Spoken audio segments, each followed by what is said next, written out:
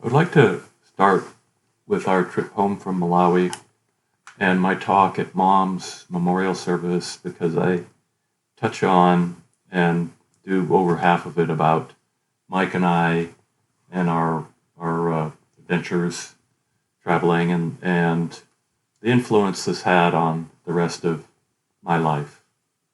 Mom's spirit of adventure was great to grow up with. She gave us that combination of love and freedom that is still a treasure. She proudly told stories of her hikes in Yosemite, her ascent of Half Dome, of rescuing a lost hiker at night. Of course, Mom and Dad's signature adventure was joining the Peace Corps and going to Africa in 1964 with 4 young boys. Shortly after arriving in Malawi, Mom located an orphanage an hour's drive into the bush, and every week drove our old 1952 Peugeot to the Nguludi mission to spend the day helping out with the babies. During school vacations, we would go with her and help. Even during the rainy season, she went, and when the car would get stuck in the mud, she would depend on villagers to push it out. With Mom's encouragement, Mike and I became the only white kids riding bicycles to the British school, all the way across the edge of the town of Blantyre. We learned to venture out, and at the age of 12 and 13, Mike and I took a trip up to the far north of Malawi to stay with Peace Corps volunteers, a day by steam locomotive and 3 days by boat up Lake Nyasa. Mom would say, "Oh, I'm probably a terrible mother letting you do this. Be careful, have fun." We took seriously her trust and faith in us, and without really thinking about it, learned to think clearly and act responsibly. We internalized that trust and that faith. On our trip home from Africa through India and Nepal, Mike and I would get impatient with going to temples and museums with Mom and Scott and Rick. We called it templing. So we would rent bikes and take rides. Mike discovered a bottle of bitter stuff in the medical kit called paregoric, and we would take swigs of it and go off on our rides around Kathmandu. Well, it turns out that paregoric is basically opium with flavoring. We have good memories of those bike rides, if not a bit blurry. Tired of templing with Mom, Mike and I begged to be taken to Bangkok on one of Dad's trips to the U.S. Mom's spirit of adventure prevailed. "I'm probably a terrible mother letting you do this. Be careful, have fun." Dad got us settled into the YMCA with the requisite oversight and contacts, and for a week, we had the time of our 13 and 14-year-old lives, exploring Bangkok. Everything cost a nickel in 1967. I have loved traveling the world ever since. Thank you, Mom. You're a great mother. Be careful. Have fun.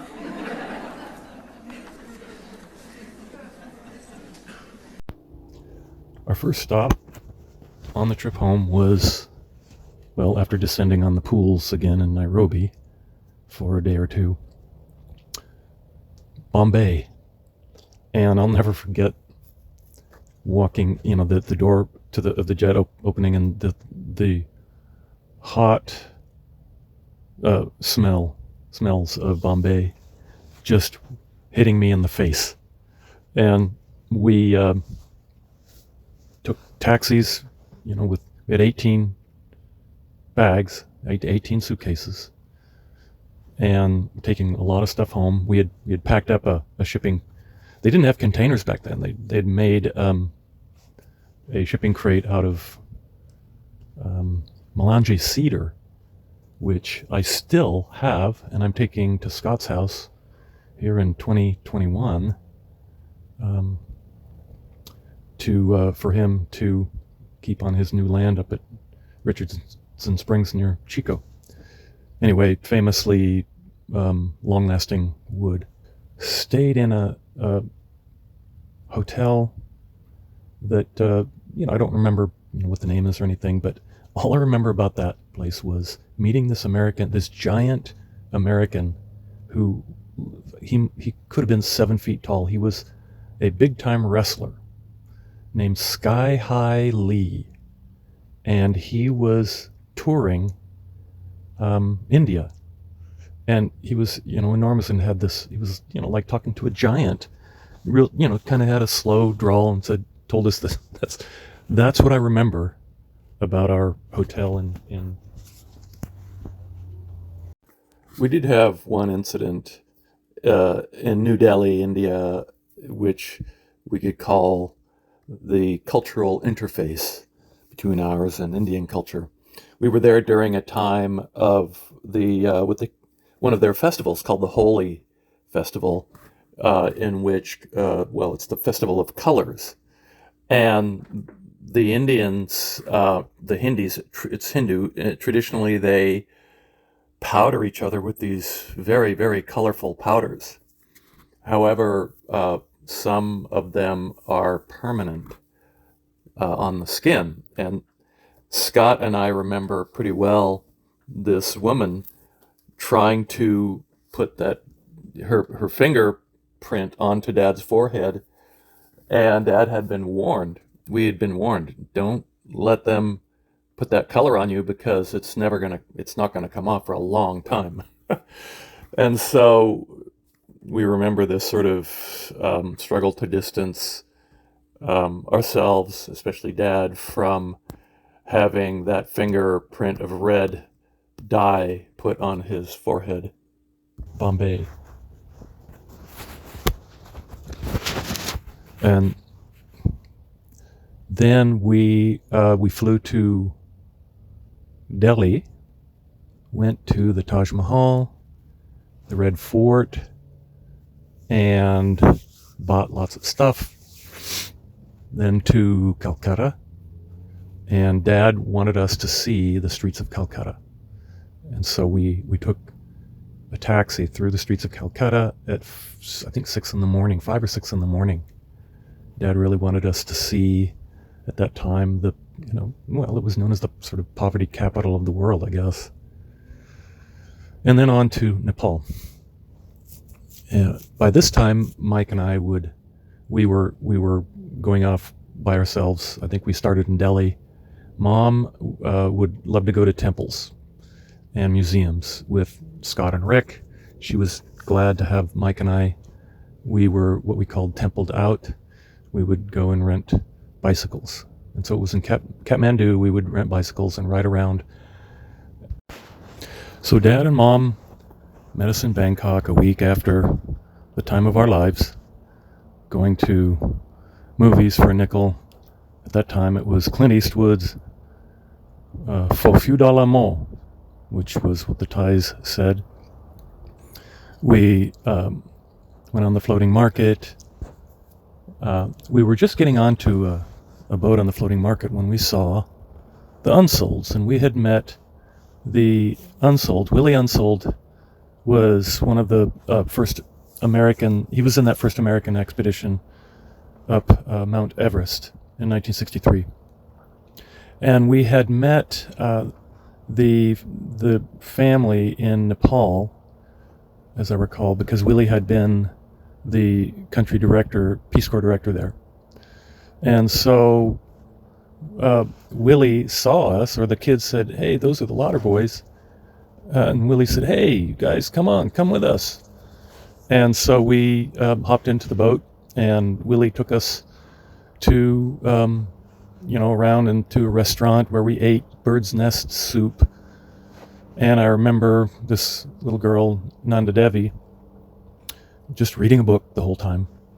Willi's daughter, who tragically died of pulmonary edema on the mountain in India, Nanda Devi Mountain, that Willi was taking her up, that she had been named after. She died on the mountain. And so I remember, the only other sibling I remember is Reagan. Mike eventually went up to Evergreen College and saw Willi and the Unsoelds. So our favorite place to go in Bangkok was the Wimpy Burger place. And so we went to eat at Wimpy Burger. We stayed at the YMCA, and they were, it was fine for us. It was hot there. Remember, there was a window air conditioner. We would ride the buses all around the city, going to this movie house or another to see some Western. The Thais loved Westerns. And so a week later, Mom and Dad met us there. So on we went to Sarawak, where the McCones, Mike McCone had been the director, Peace Corps director in Malawi, and Dad was deputy director, but Mike had been transferred. He had gotten into trouble with the U.S. ambassador, who was kind of a tight, very control-oriented person, and Mike was a 60s San Francisco guy. And so we went and saw the McCones, Nini and Mike McCone and their three kids, Andy, Michael, and Matthew. And we would go visit them in San Francisco, after we got back to California also. But they were in Sarawak, and we stayed with them for, I guess, 3 or 4 days. I don't remember much except going to a big swimming pool. Sarawak is in the island of Borneo.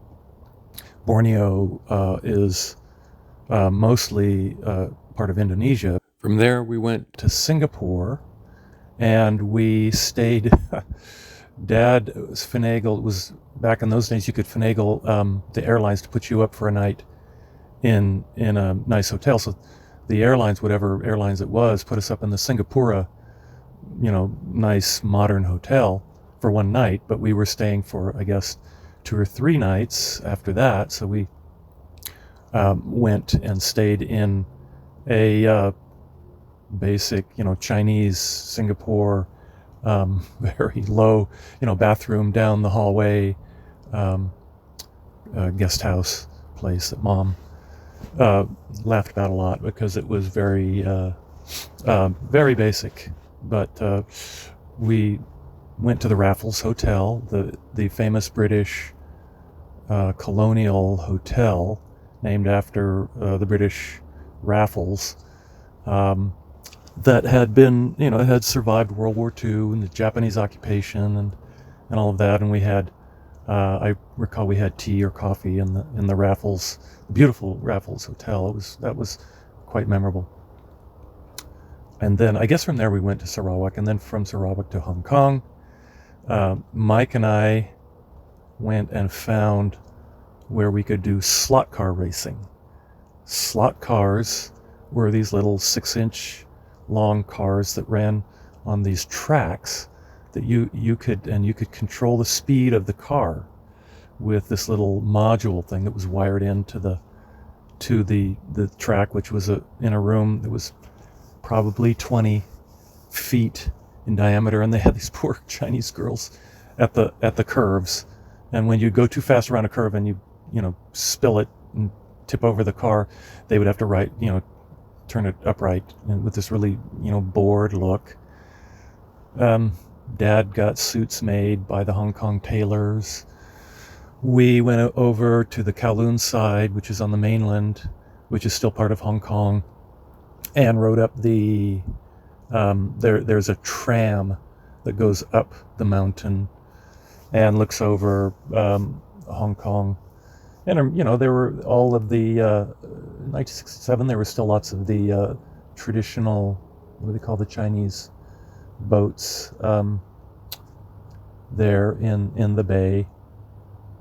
At that time, it was kind of interesting because if you look up the history of Hong Kong, in May of 1967, that was when the Chinese, the communists were agitating and rioting. They had rioted in Hong Kong, and they failed, of course, because Hong Kong stayed British. And but they had riots in the streets, and so we saw signs of that. But they didn't bother us. The signs of Mao's Cultural Revolution back then were around that part of Asia. In Nepal, when we were up Dad had taken us up to areas that were closer to the border of Tibet, which China had taken over back in the early 1950s, that being featured as part of a couple of movies. One is a wonderful movie, 7 Years in Tibet, and others. But I remember the Mao's Little Red Book being sold, and I had a copy. It was just pennies. And so I know I had a copy, and I don't know what I did with it. It kind of disappeared sometime in the late 60s from my room, from my bookcase. I wish I had kept it. Mom had beautiful dresses made, silk, a couple of silk dresses. And we bought these Hong Kong goods, actually made in Japan, but Hong Kong was a tax-free, duty-free place, and so we bought transistor radios and things like that. And so from Hong Kong, we flew to Japan and spent a week in Japan before, waiting to get on to our ocean liner. And so we stayed in the Daiichi Hotel, this enormous Japanese hotel, and then we went to a traditional Japanese inn with the paper, the rice paper doors and things, and did some of the traditional Japanese things, Mom. We went on the bullet train to Osaka, and Mike and I again wandered the streets and found a place that we ate lunch and dinner every day. It was a tiny little restaurant that had just a counter running diagonally across the little room, and I think 5 or 6 stools there at the counter, and the Japanese guy made spaghetti, and we loved that spaghetti. We went for lunch and dinner. And so in 1967, everything in Japan was cheap. We bought baseball mitts for $5 or $3 or something. Transistor radios. What else? Anyway, and then proceeded to Yokohama. I do remember going on the subway also. We stayed in Bunkyo-ku. Now, what was the hotel's name? Oh, well. Anyway, we stayed in Bunkyo-ku, part of Tokyo. That's what I remember about Japan. We did do the traditional Japanese bath, and a traditional Japanese inn, but mainly what we remember is the little spaghetti place. And so we made our way to Yokohama to get on to the SS Cleveland passenger ship. These were not, again, this was similar to the one I took from Cape Town to Perth. They were passenger ships, and people were traveling, families especially, would travel by passenger ship instead of flying. Back in those days, that was traditional. That was something that had been done for hundreds of years. And so we spent 2 weeks on this ocean liner, and I just remember playing shuffleboard. I remember discovering in the library the book by Farley Mowat, Never Cry Wolf, and read that, I guess, for that 2 weeks. And there were other kids we could play with on the ship. Got to San Francisco, went under the Golden Gate Bridge, and docked, and I saw my first hippie. It was a longshoreman climbing up the stairwell to the ship to start the unloading. That was the beginning of the summer of '67. I was 14, And we were sort of put right back into the life that we were expected to lead. So put into baseball, actually the sort of senior Little League. Mike and I hadn't played baseball for 3 years, and we were just totally useless and belittled and benched, and that was no fun with all those jocks. When you're 14 years old, I believe that the music that surrounds you that year, those years, are the most memorable and influential. And it was the summer of 67, so I'm going to play 20 seconds of 3 or 4 of the songs that really, I guess I could say, infused that summer. The first 2 are really the dominant ones because they were so different than the others. And then Motown caught me, and that was the year that it really made its name on the American scene.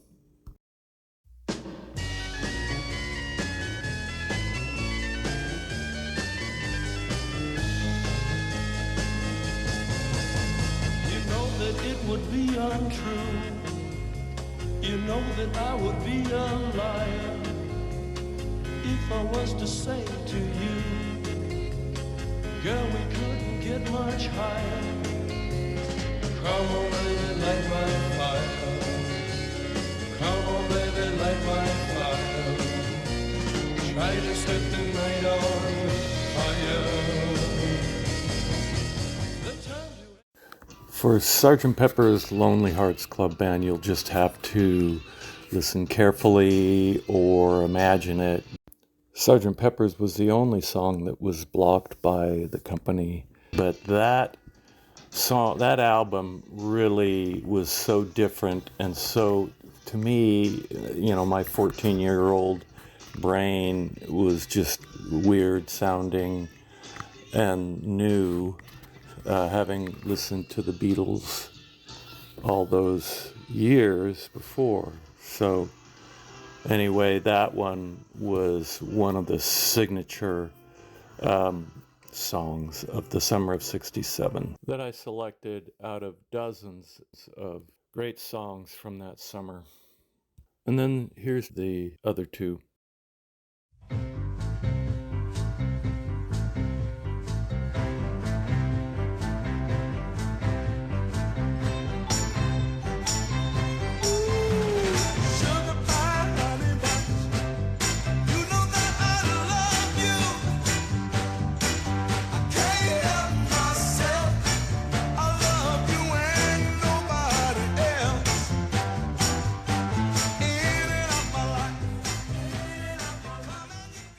And finally,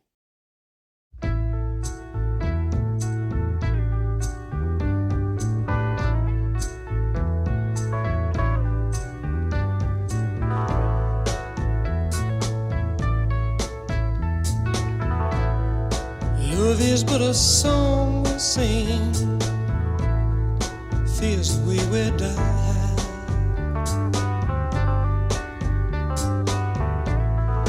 You can make the mountains ring, or make the angels cry.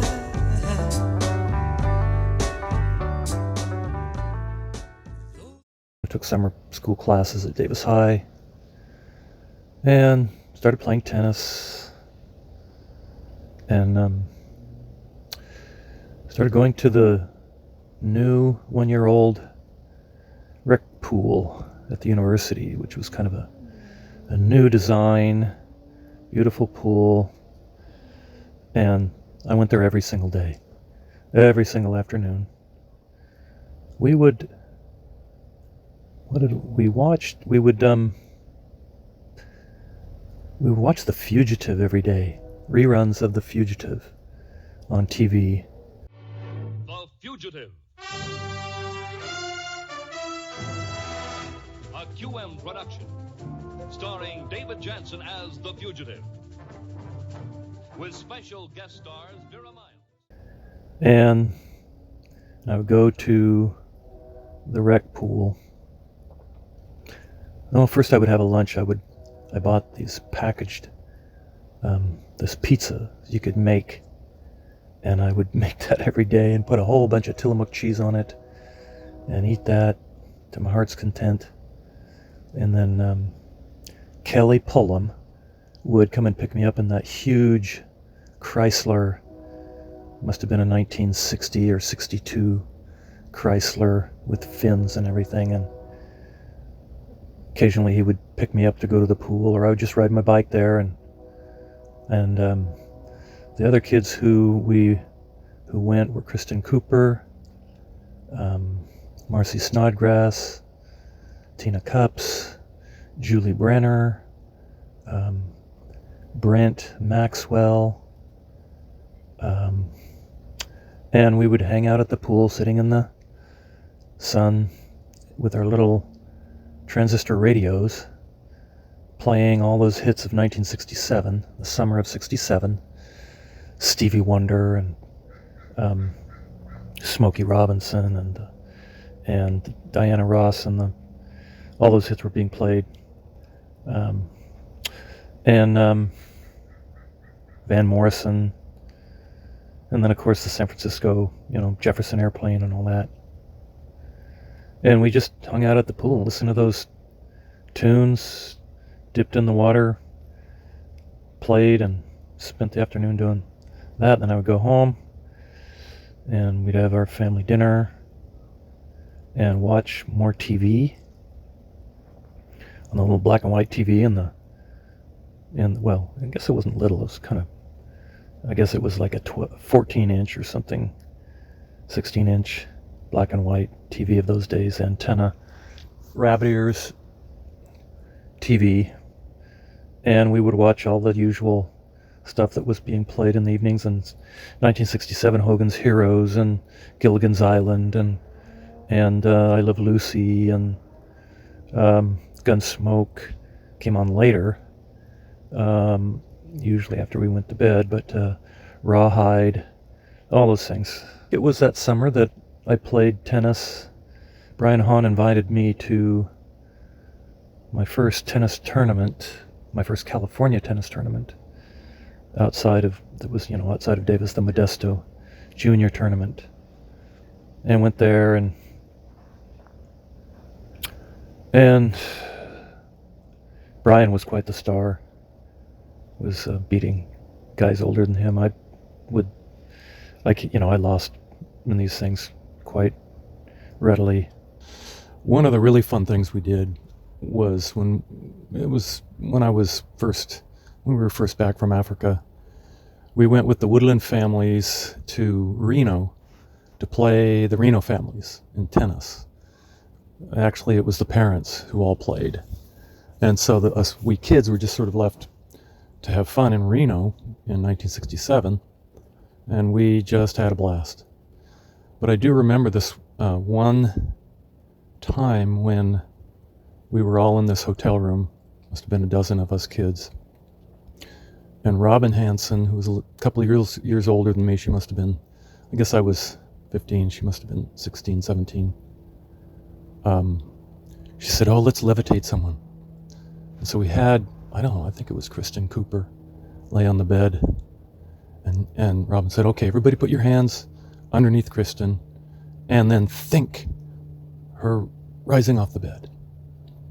And so we all closed our eyes. It was kind of a dark room, and lo and behold, Kristen started to go up.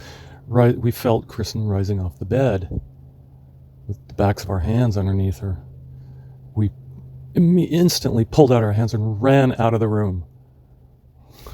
That's all I remember. I don't know whether anybody remembers that, but we had such a blast. We then went to the casinos to that's where they served back then really good food in order to get people in to gamble. So we all, about 15 teenagers and kids, sat at a big table and had dinner. And that was the year that Mom, with Bob Hanson Sr., they were playing a nickel machine, slot machine, and the thing started to malfunction, and you could just pull the handle without putting a nickel in. So they sat there, Mom sat there, and Bob was there with her, and just pulled the handle and pulled the handle and pulled the handle, and filled up a Folgers coffee can. Well, it filled up her purse. They didn't have one, there, but coffee can, but filled up Mom's purse until an attendant came around and said, "Okay, I got to fix this machine." But in 1967, a nickel, nickels went a long way. And so that Mom brought that back and filled up a Folgers coffee can with nickels, put it up in the hall closet. And I think for almost a year, we would go dip into that to go buy candy bars at the state market. Anyway, that was the tennis scene. We later played tournaments, but I never was that good. I mean, there were guys who took up tennis, like Al Stoltz, and with no coaching became, winners, champions, local tournament winners. And I'd been coached all my life, and I was moderately good.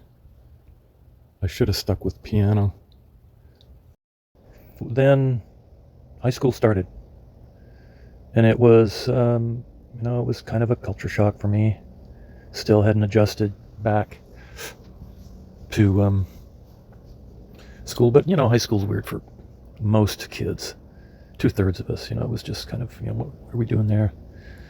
We did spend a lot of time. We would go out to the Ryans, Patty Ryan, and then Brent Maxwell lived near there, and play kick the can over there and in far West Davis, in there, across the highway, across 113. High school, I remember taking typing from Mrs. Getzinger, she taught me to keyboard, which I still do. Still have her lessons there. And then Mr. Ross, the history teacher, he was also memorable because he really pushed us to write, and write well. Mr. Curry, social studies. Mr. Crable, teaching us math. Mrs. Steele, not very memorable, English class. And sports. So I went out for tennis the spring of '68 as a sophomore, and Zeno Catterley was our coach. And I played, I think, number 5 or 6. Tim McGill was on that team, and don't remember a lot from that 67-68 school year. I don't remember much. I think that was the spring that Preb Motley took me up to Mammoth Mountain to do some spring skiing.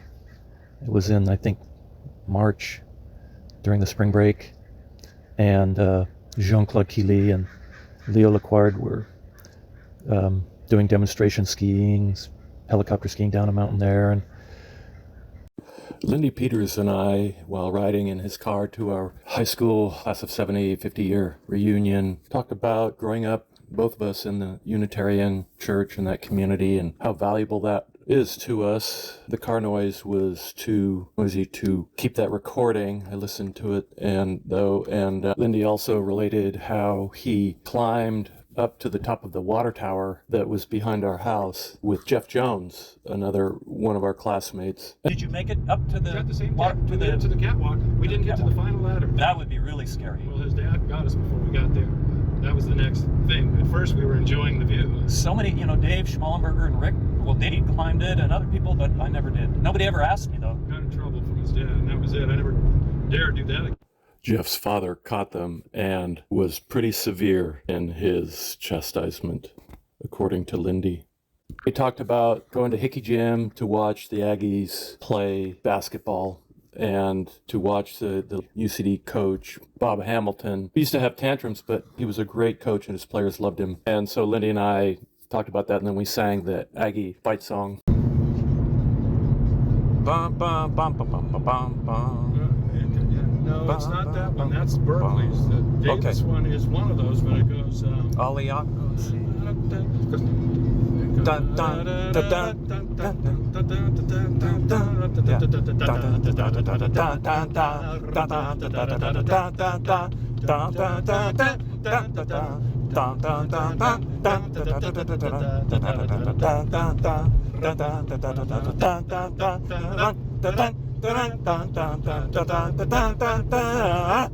That was it, Donnie. And I got to hear it. It was so great. I just almost brought you. When they all came out onto the court to warm up, and he would run down and he would dunk it.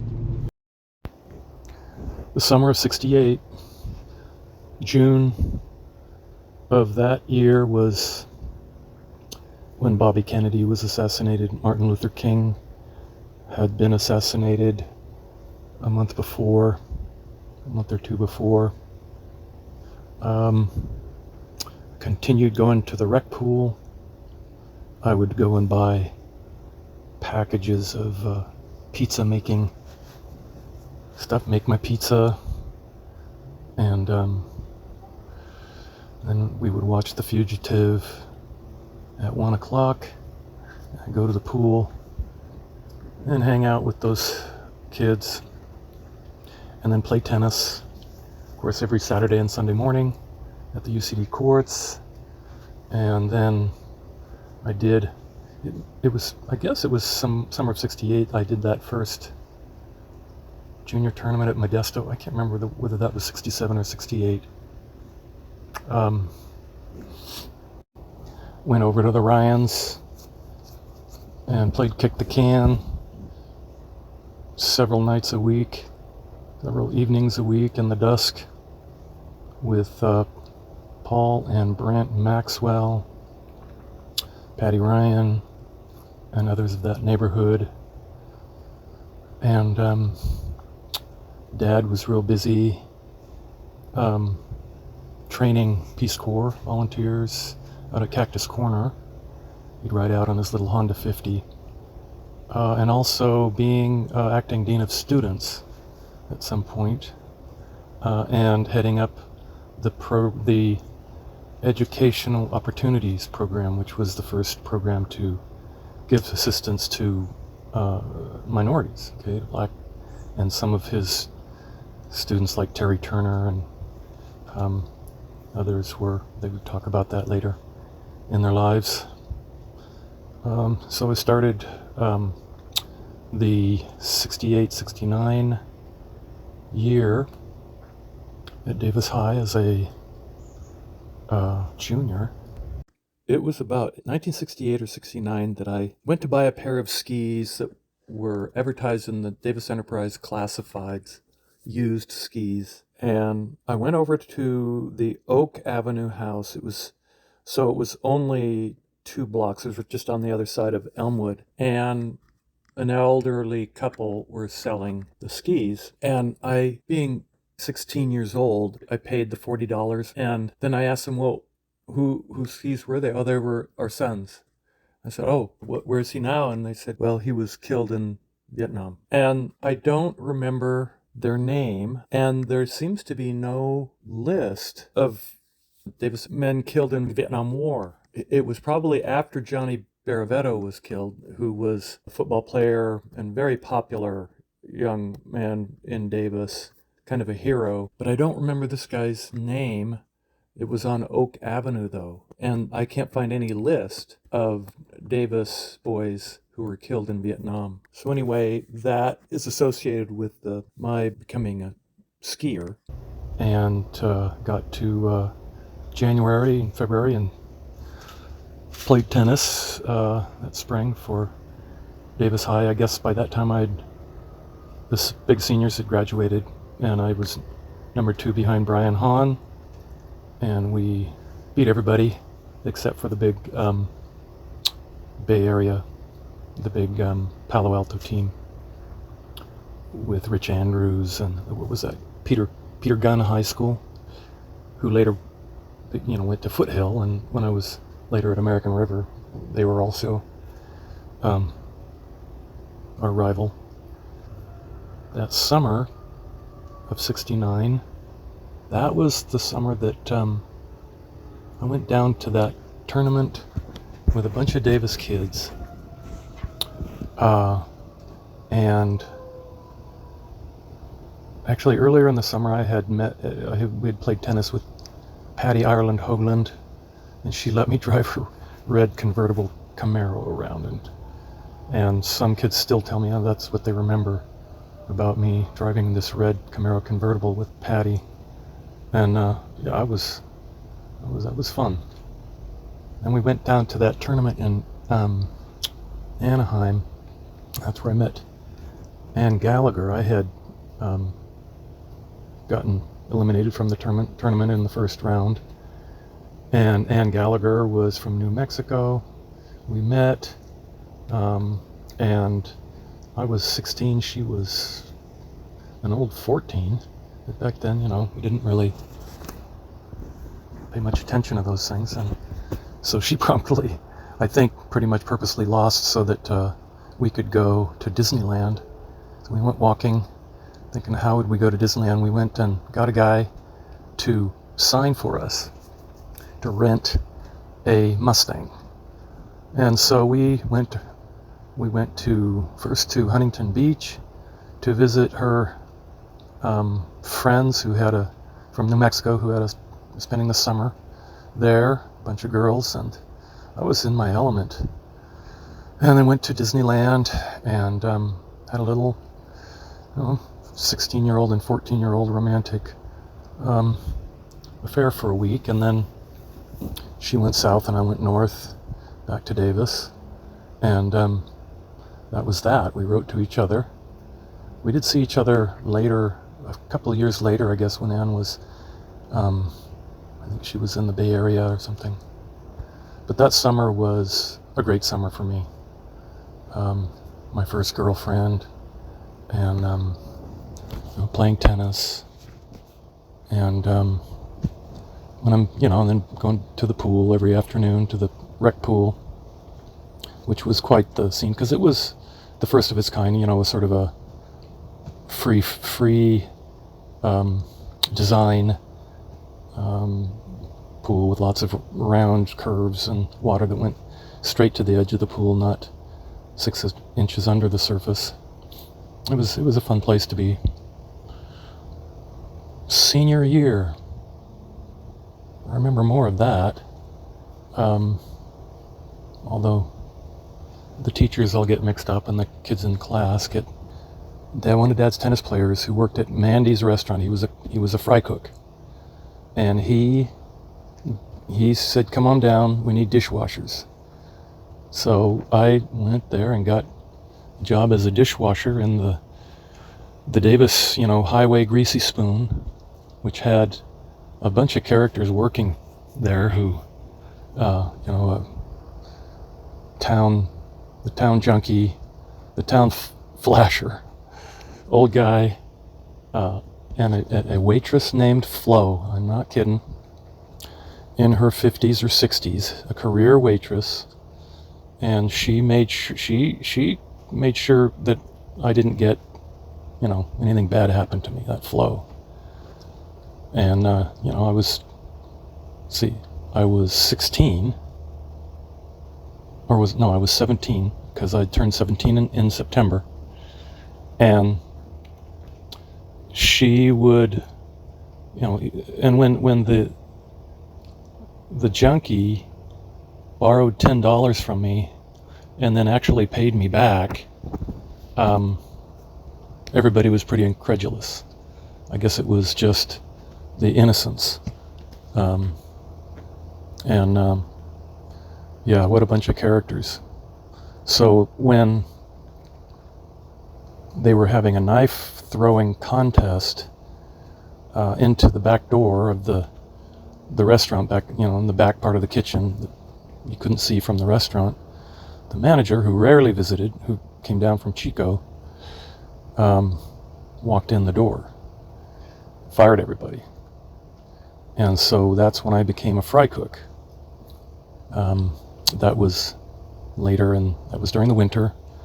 I was working I was dishwashing the graveyard shift Friday night and Saturday nights. That's what I was doing, because going to school and stuff, I couldn't. I was just working weekends. And so I had learned to do all the food. And, at 3 a.m, you get a combination of customers who, some want steak, others hamburger, others want breakfast. And so I could get it all up there steaming. You had to put everything on the at the right time so that the toast would come up just as the eggs were ready. Bacon and steak, if they wanted it medium rare, I could do it medium rare. It was quite the place. Let's see, who was another character? Gary Rando, an Indian he said he was Cherokee, had, blind in one eye, who would come in having taken LSD, and he learned about the gas that they put in the whipped cream, which was nitrous oxide. So he would sniff all that up, give me some, and we would laugh, and then, the next week they would send the whole carton of whipped cream back, saying it was no good, send us another one. Who else was there? I guess Jarrett was the guy, was the junkie. There was a guy named Bob who was one of the cooks. He had a big fight, but these guys were all fired for, doing the knife throwing contest. So, but Mandy's, that was Mandy's restaurant. It didn't last for very many years after that. That spring, I played tennis again. Francesca Feek came out to the tennis courts and asked me to go to the prom.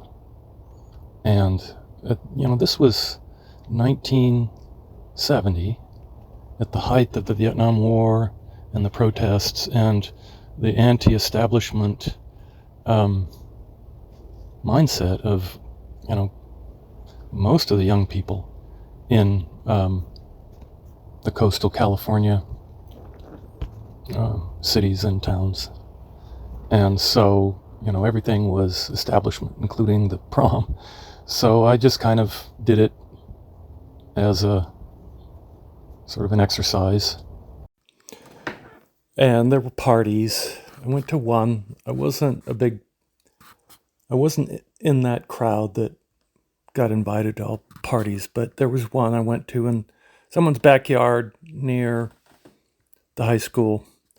And I remember Paul Hoprich, who was on the tennis team and was a pretty straight up guy, but he had, I don't know whether he had accidentally or on purpose taken LSD, and probably a lot of it. And he was freaking out.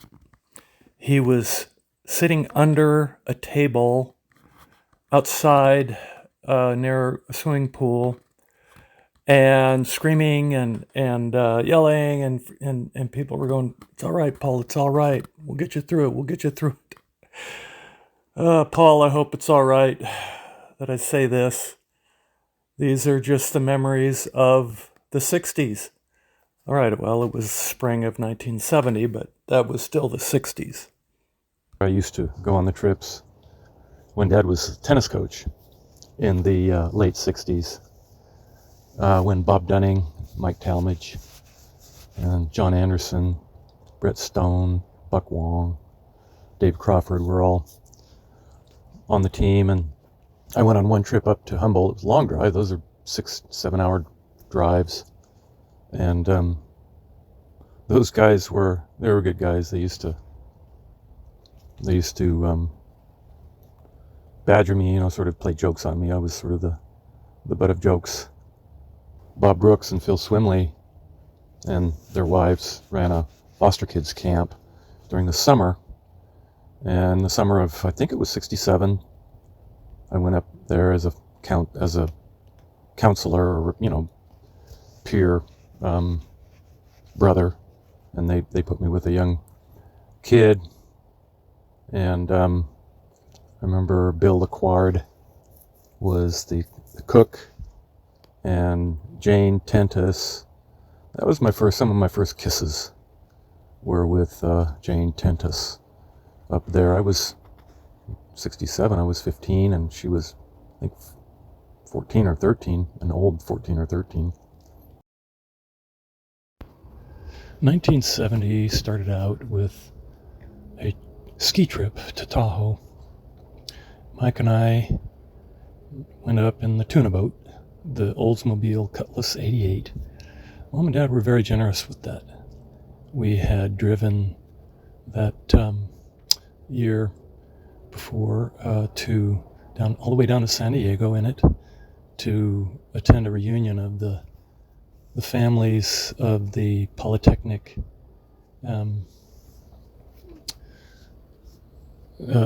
faculty, the professors there were about 10 of them, 10 families who lived down the hill from us in the Polytechnic housing down the hill from us in Blantyre. And Mike and I drove down, and I took that thing 110 miles an hour on 101, fairly deserted. It was a big, fast car, sleek, kind of, long station wagon. Anyway, we went up to, so we had connected with Lou Barrows and Ann Barrows, and they invited us up to this house in Tahoe for Christmas, over Christmas, two-story house belonging to a guy or rented by a guy named Austin Angel, as I recall. And so we drove up and stayed, crashed there and drove up to ski at Heavenly Valley every day. And then New Year's Eve came along, and I had heard about a party, and Mike didn't go. I went by myself to this party in there aren't cabins up there. Those are, I guess, summer houses. But it was one of those Tahoe houses. And, at the age of 17, I was not really, I didn't really know how to go to it was a hippie party, right? This was 1969-70, New Year's Eve. And they were playing the Stones really loud. There were a lot of people there, probably 100, more than 100, just packed into the living room and dancing so hard, stomping, jumping up and down in rhythm that I remember the person who apparently whose house it was, or who was renting it, saying, "Hey, they're going to wreck the house, they're going to wreck the house." And there was, sort of a lot of drugs and people making out in the hallways, and I didn't last very long. I went to something else where we sat around in a circle and smoked some pot. And of course, at that time, that was highly illegal. 69, 70. And then I had an experience that, was, to me, emblematic of part of the 60s. And that part of the 60s was represented. It was sort of this dark side of the 60s, which, of course, is only, maybe 20, 25% of the experiences and people then. But that movie, Forrest Gump, captured it. They wanted, I think, to show this other side of the 60s, because for so long it had been sort of celebrated and nostalgic and everything. And the Forrest Gump the movie had shown that darker side, the drugs and the selfishness, and I got a little bit of that night. It was, at the age of 17, I was kind of innocent, and a guy and his girlfriend asked for a ride to another party, and I said, yeah, sure. I can't remember the details, but they got into the car and I started driving, and it turned out it was going to be a long ways. I said, I just can't take you that far. And the guy was saying, come on, man, it'd be cool, take us. And I stopped the car and said no, and he got out, slammed the door. And that was just, for me, it was kind of a negative experience. And so I went back to the house, and it was nothing bad happened. And we skied on that weekend. So anyway, that was the first of 1970. And then, because I covered a little bit of this earlier, but what I didn't remember to cover was my getting busted for, for suspicion of possession of marijuana. Okay, it was I was shooting baskets at night at North Davis School one night it must have been February or March, with a guy who I had met via Diogenes' house, where Mom volunteered. And Diogenes collected youths who were kind of in trouble. That's what they were for, was to help out kids in trouble. So we were shooting baskets, and he said, "You want to smoke a joint?" And, I said, "Yeah, sure." So we went over to the water fountain, and because it was kind of a windy night, and it was the north wind was blowing in, and we were down to this little roach, and I had it in, was taking a toke, and I saw and heard these police and flashlights, hold it where you are, hold. And I quickly just put the thing in my mouth and swallowed it. And they, arrested us, handcuffed us. Turns out that there had been a tip that there was going to be, a burglary or something at the school that night. So they were there. And we were taken to the police station downtown and given, they gave us what they called it was a spit test. They spit into this thing, and we're gonna, because they didn't find anything on me. They searched me, they searched my friend, and he had a couple of joints on him, and so he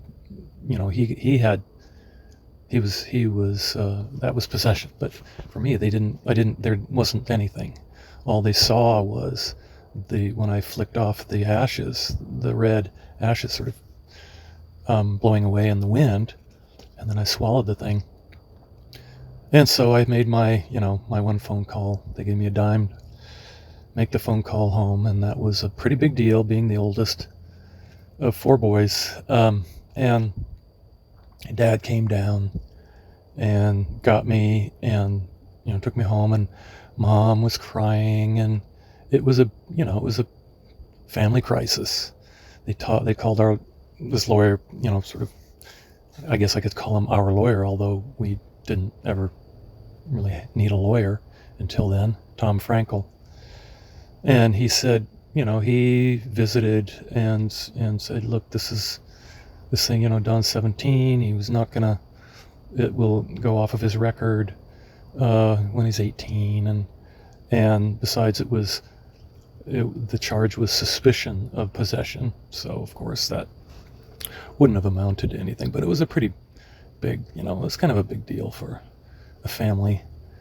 And then just related to that, a year later, let's see, it was a year and a half later, Mike and Steve Martin, his cross-country running mate, were driving my Red Bug, I guess in winters, and they were busted.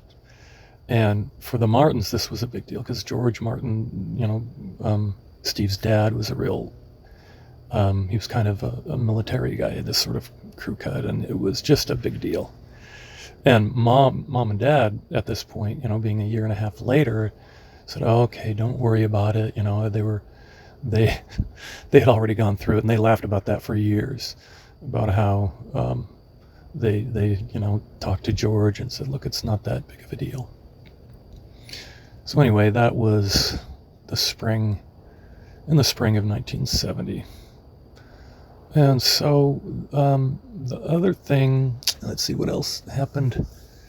So I bought my first car, a little blue Volkswagen Bug, because it was a year and a half later, that I bought a red Bug, but bought a little blue Volkswagen Bug from an ex-Marine in Sacramento.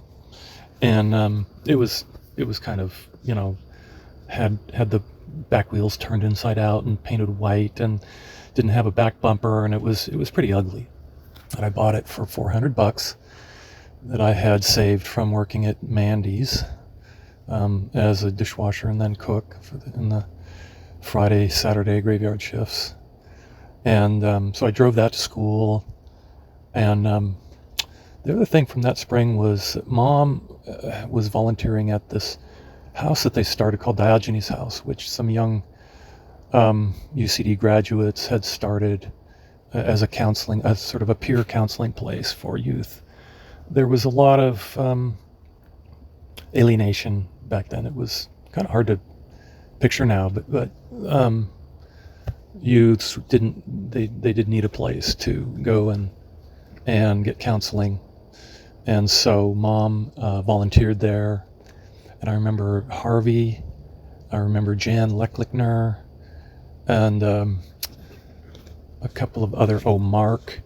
These were young, I think UCD graduates. But the thing was that I made friends with some of the youths who were going there, and turned out it wasn't, it was like shooting baskets with a guy who had a record of having, had possession of marijuana. It was not the best influence, but I survived it. And so then, let's see, June came along, and I decided to go into Outward Bound school. So I sold my Volkswagen Bug for $425, which was the cost back then of doing a 1-month Outward Bound school in the Three Sisters Park of Oregon, up in the Three Sisters, or three mountains, three volcanic mountains.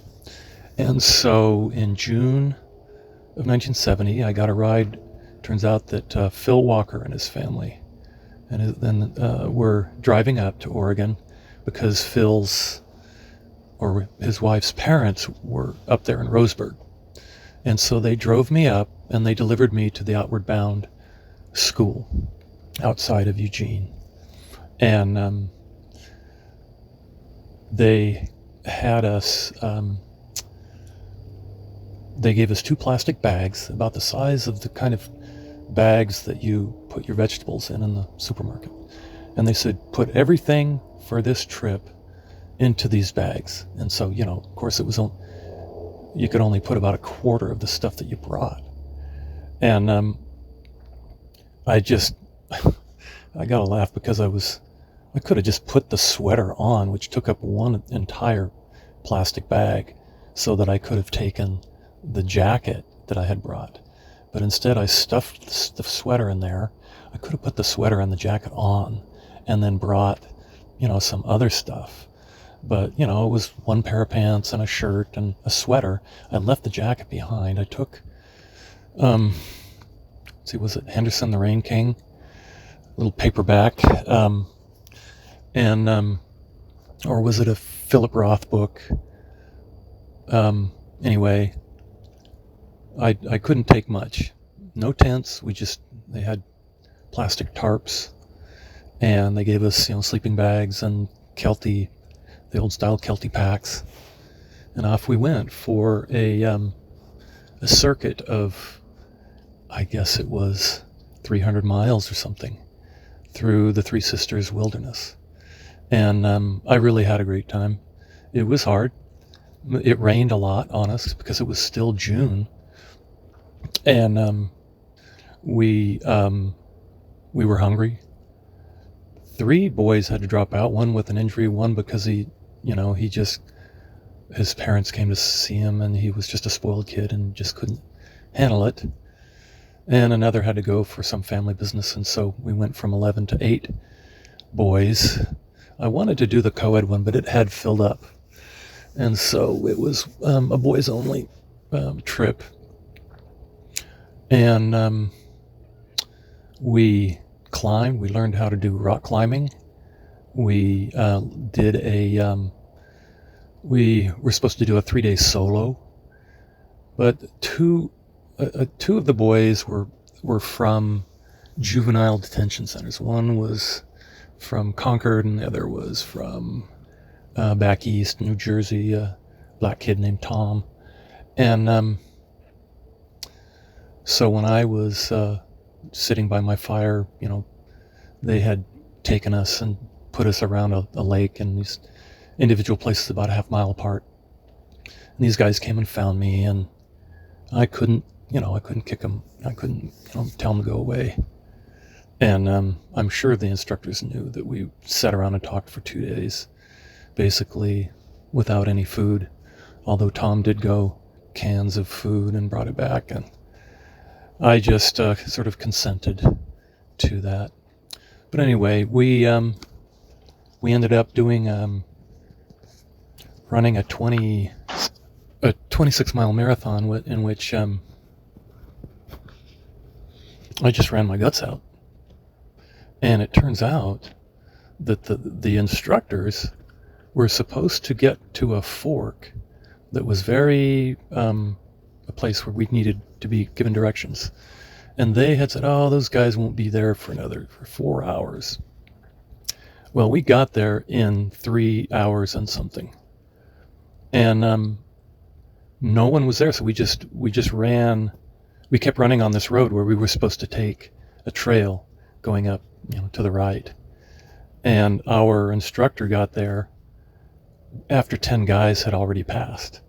It was all the different, there were about, I think, 5 or 6 different groups that converged. And so there were 50 or 60 guys, and I was about 7th or 8th. So I had run past, and they realized when they got there, they were just shocked that we had gone past and gotten there that fast.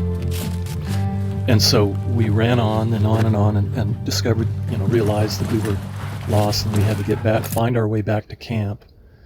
Got back, when the middle of the pack, or the last third of the pack, was finishing, and we had, gotten there, finished first 1 through 7 or 8,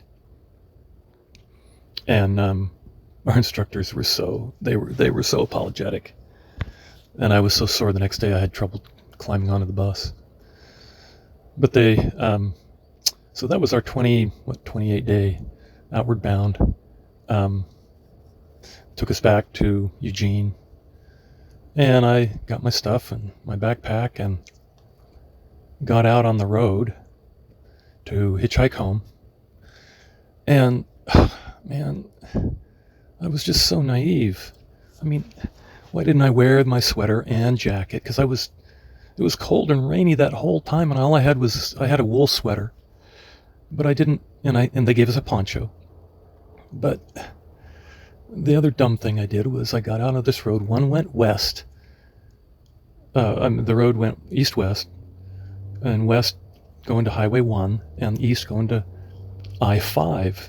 And for some stupid reason, I can't remember why I chose to go to I-5, when in the summer of 1970, Highway 1 was just so full of hitchhikers and the whole scene. And I don't know why I decided to head over to I-5, but I did. And I-5 was just, hot and trafficky, and, I got rides home.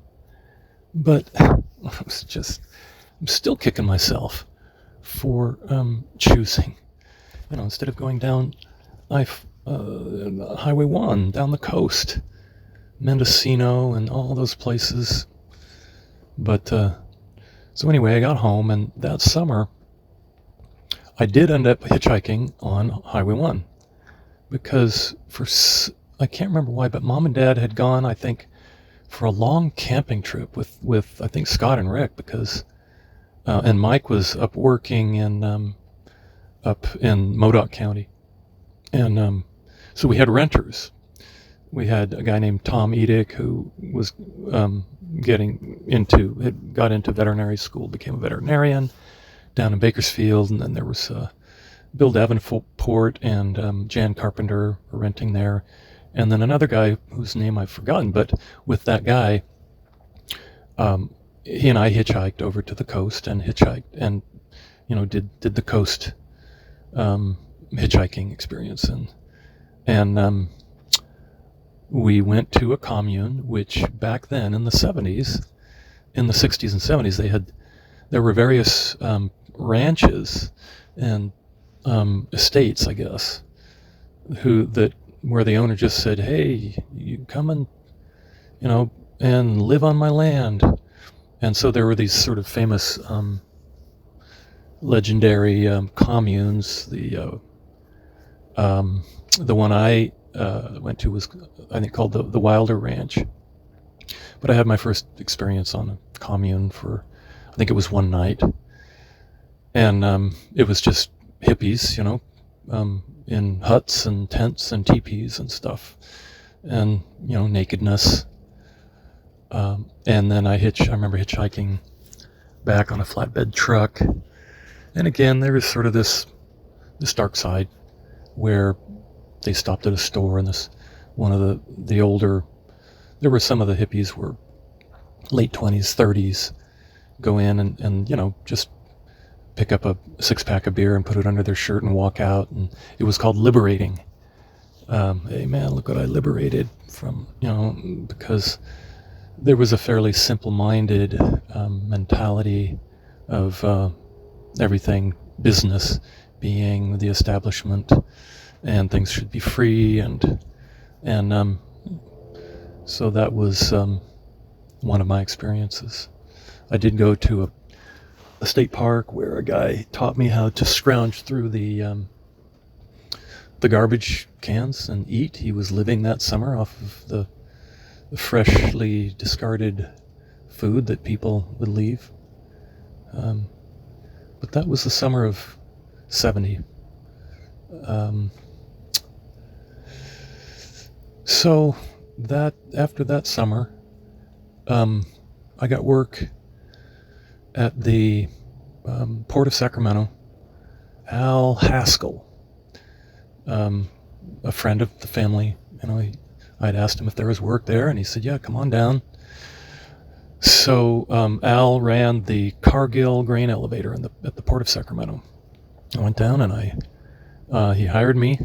I went to work. I was 18 that month, and I was the kid with these men who worked there.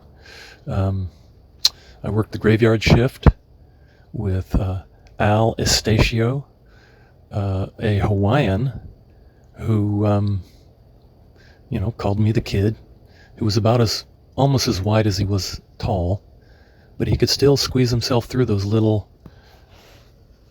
tiny doors that, it's just like a 1 foot by 1 foot door that you had to squeeze through to get into these grain elevators to clean them out. And the other guys were Bob Bechtold, Bob Homan, Kirby Wetzel were the names I remember. They would be working the day shift when I would show up, and Al Estacio would show up to do the graveyard shift. And so I spent a lot of time patrolling these grain elevators, and occasionally one of the conveyor belts would, it would be delivering grain from one conveyor belt to another conveyor belt, and the second conveyor belt would would stop, and so grain would pile up, either corn or alfalfa pellets or something like that, and then I would go and shovel that grain all night. That's when I learned to shovel from both the right and the left. We had used big snow shovels. The other thing that we used was a certain type of elevator that has a name that I will, I'll put up a picture of it, but they're these things that it's basically just a conveyor belt that goes straight up and turns, straight down, and has these, just a little 1 foot by 8 inches step that you step on, and a handle. And so it comes up and you step on it and you go up and you pull the cord to stop and get off at the top of the grain elevator. And so I spent I think 6 months working at this place, 6 days, 6 nights, 7 nights a week, sometimes 12-hour shifts. There was a bumper crop of grain that year. That was the year that the Secretary of Agriculture, Earl Butz, said, we're going to grow grain from fence row to fence row so we can beat the Russians. And there was huge amounts of grain being brought into these elevators. And so we would, they even built a blacktop outside. When the grain elevators fill it up, they built a mountain of corn grain out on this blacktop, and they would just they built a sort of a big sledge that was like on a cable that would pull the grain up and pile it up at the top of this mountain, and then we would use front end loaders to load that grain and deliver it and dump it into a where it would go down to conveyor belts and up into these grain elevators. We would occasionally have to crawl into these elevators when they were being emptied, and large chunks of grain would cling to the walls, and we would have to get in there and clean them off. Sometimes we would have to get into the top of the grain elevator. But there had been some tragedies where the grain would just shift, and the guy walking on top of a elevator of corn, full of corn, would just disappear. And so Al Estacio would put me on a rope, I'd put a rope around my waist, and he would belay me down, and I can't remember what it was I had to do. I guess I had to shovel the grain from the center, and we would also enter these things from below, from a little door, this little 18-inch by 18-inch sort of a window, and the first thing you had to do was look up, because a ton of grain could be coming down on your head. Then there was what they called copra pellets. Copra were these pellets of the coconut, and they had a gas that they gave off, and so you'd go in there, you could only shovel in there for 5 minutes, and then you'd have to come out and let the next guy go in and shovel. It's probably all illegal now, or not allowed by OSHA. Quite a few things I think we did back then would not be allowed by OSHA now. The dust, especially from the alfalfa pellets, was pretty intense. And so we also unloaded train cars, box cars of grain, and we also would go over to the old Cargill elevator in Dixon, unload train cars.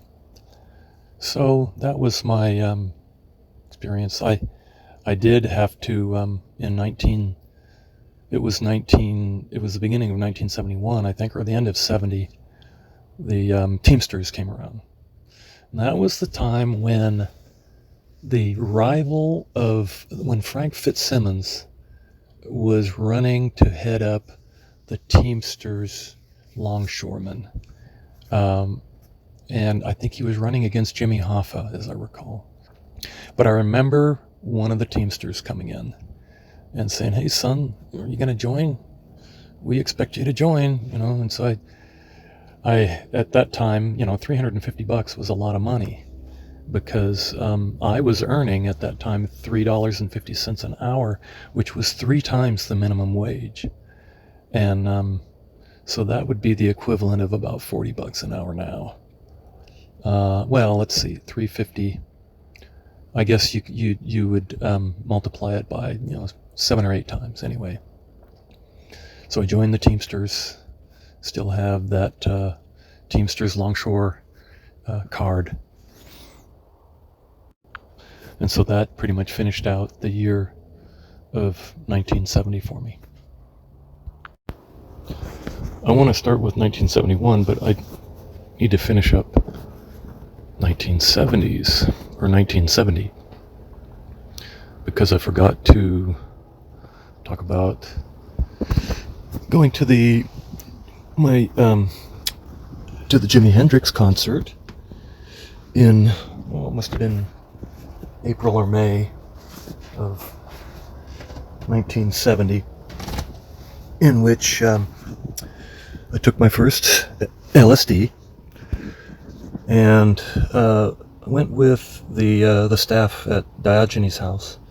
Mark had a 64 Chevrolet Impala convertible, and I think Harvey went, and Jan and some others.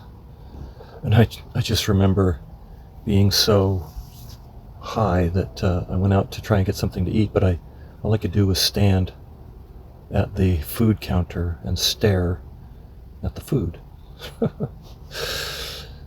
And then when we were waiting for the band to come on, I think Buddy Miles played, and then we were waiting for Jimi Hendrix, and someone took a big, many bags of these, plastic coffee can lids, and they just started throwing them into the crowd, and the crowd it took 5 or 10 minutes for all of them to be finally tossed. They kept getting tossed downwards through the crowd, and for a kid on his first LSD trip, that was quite something. And then I remember getting home, and it was a Sunday, so we were having Sunday dinner, and I was hallucinating, looking at my chicken casserole there at the dinner table with Mom and Dad. It was also that month, May, that I went to the second Whole Earth Festival. The first one had been in 1969. It may have well been the first. It was, but the one May of 1970, it was quite different than it ever was after that. I mean, the police sort of kept their hands off wisely. We built a fire on the pathway that went through the middle of the quad, and sat around drinking gallons of Red Mountain wine and drumming, and we slept in teepees on the quad there. I think that happened for another year or two, and then they started putting in the various rules that, okay, no sleeping on the quad, and so people moved out to the domes, and what was known as Aggie Villa back then was still there. 71 found me still working at the grain elevator, the Cargill grain elevator at the Port of Sacramento, with those guys, pretty rough guys, not bad though, good guys, but they would show up on Monday with bruised knuckles and stories about their barroom fights.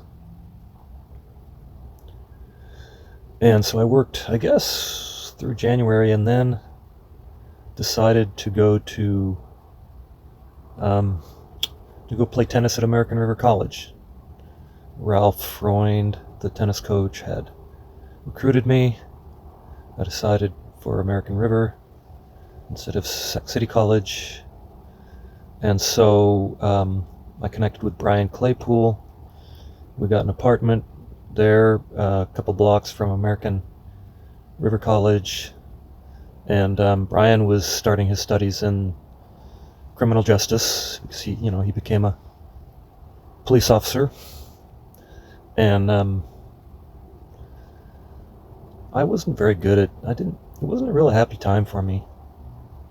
The team I was on, there was Scott Harper, number 1, Jeff Oates, number 2, Tom Marks, number 3, I was number 4, Eric Knudsen, I think, was number 5, and I'm not quite remembering number 6. We had a good team. We all wore these white caps that were, I don't know what, I guess call them golf caps or something. And went down to the tournaments in Southern California and played pretty well and finished number 2 in Northern California. We were able to beat Chabot, and Chabot had beaten another team that we had not been able to beat, so we finished number 2. I think Foothill was number 1. Same guys playing, who played at Gunn High School when I was at Davis High. Brian was kind of a mellow guy.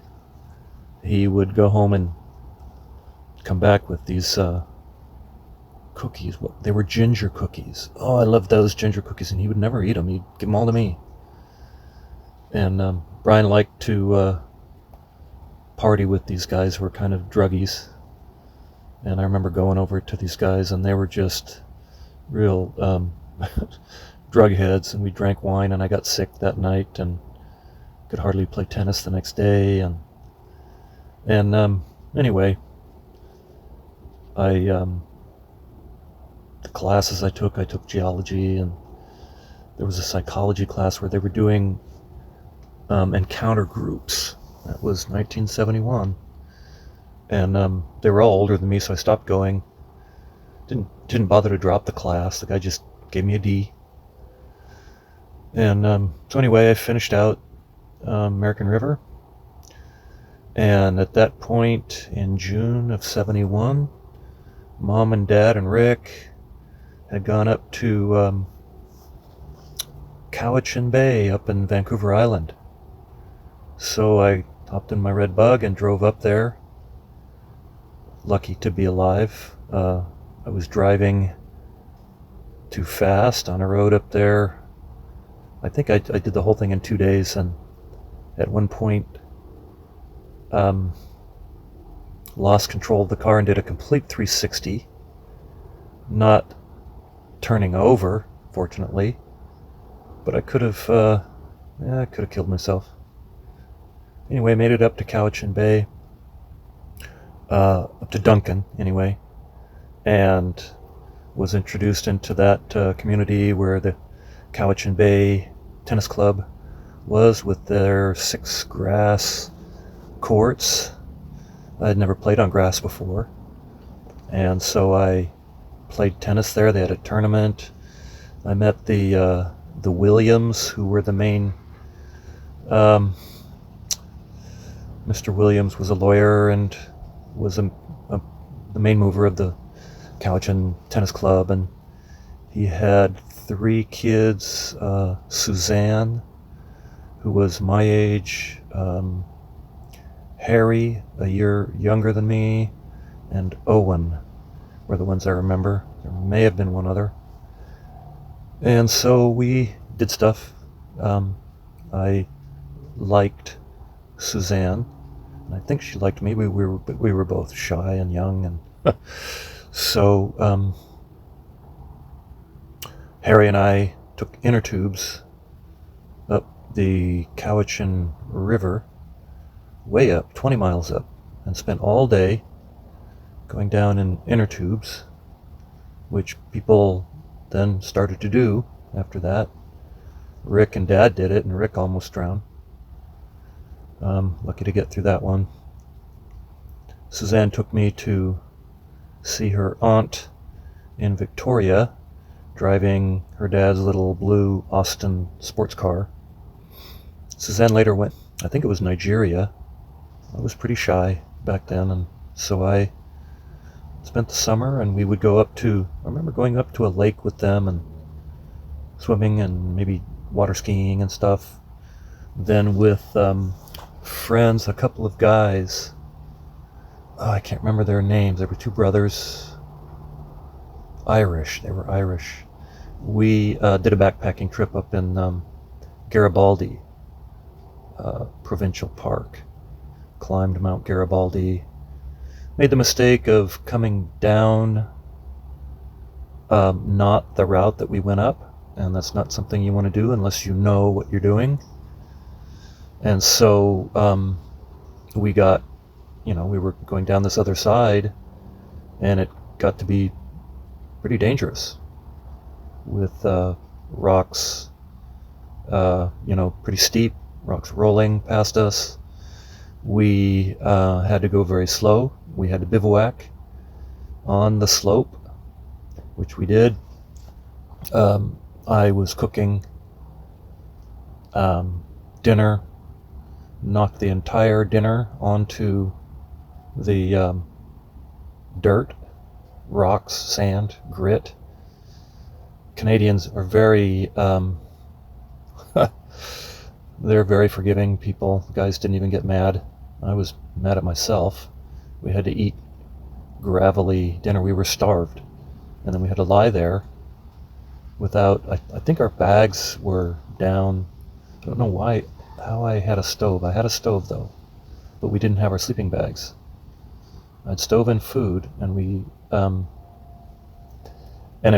had to basically sit there all night because it was too steep and it was dark, and so we couldn't go anywhere. So I ended that summer going with Peter Papadopoulos and Al Stoltz. I drove down, I think, 395. I think we went to a tennis tournament, and I went home and decided to take a trip to Europe, in which I was going to make it to Africa and back to Malawi. I'd like to close out with two songs that I remember from those long and lonely nights working the graveyard shift in the grain elevator in West Sacramento. And the first turns out to be meaningful because it's about Ray Davies of the Kinks meeting a transsexual, transgender, cross-dresser, not sure, it could be any of those, person in a Soho, London nightclub. And I say meaningful because I have talked in other videos about my California culture and how we have worked to be inclusive of people who are different from the mainstream. And California, with its size being equivalent to the 5th largest economy in the world, it really makes a difference. And so I mentioned that. And so this was a 1970 song that was playing a lot on that radio in the fall of 1970 and early 1971.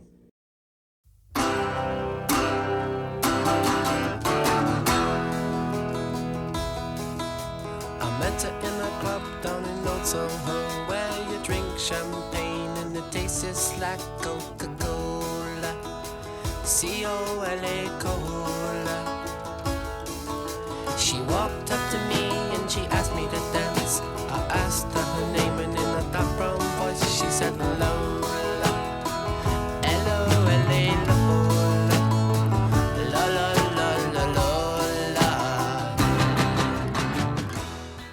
And the second is about that age of loneliness of late teens.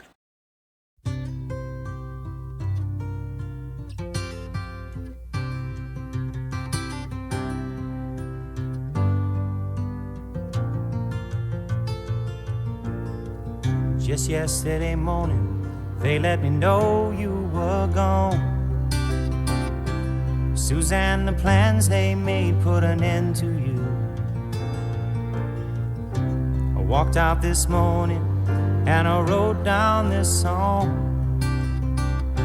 I just can't remember who to send it to.